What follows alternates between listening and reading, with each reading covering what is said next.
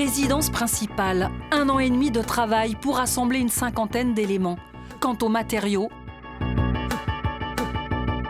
du polystyrène, du carton, du bois.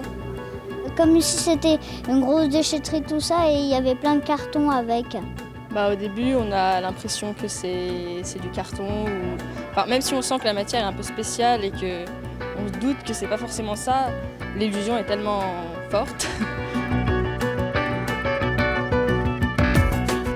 texture, forme, couleur, l'illusion est totale. Tout a été taillé dans des blocs de marbre par le grec Andreas Lolis.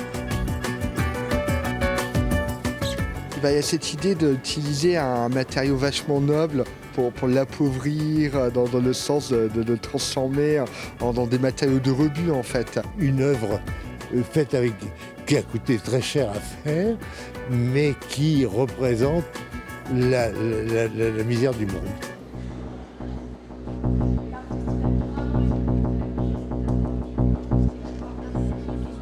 Avec le travail du marbre, l'artiste s'engage physiquement dans un propos politique. On est dans une sculpture qui rend hommage, son titre Permanent Resident. L'idée de la permanence est liée à celle du marbre, ce matériau éternel qui peut durer comme ça pendant des siècles et des siècles, voire même des millénaires. Et la permanence de ce que cette œuvre dénonce, c'est peut-être un grand mot, mais raconte, c'est-à-dire cette crise économique grecque, cette crise politique, où les gens sont obligés de construire comme ça des abris dans une urgence sociale qui est assez terrible, se construire des abris qui, eux, ne sont pas du tout pérennes, à la différence de ce marbre-là.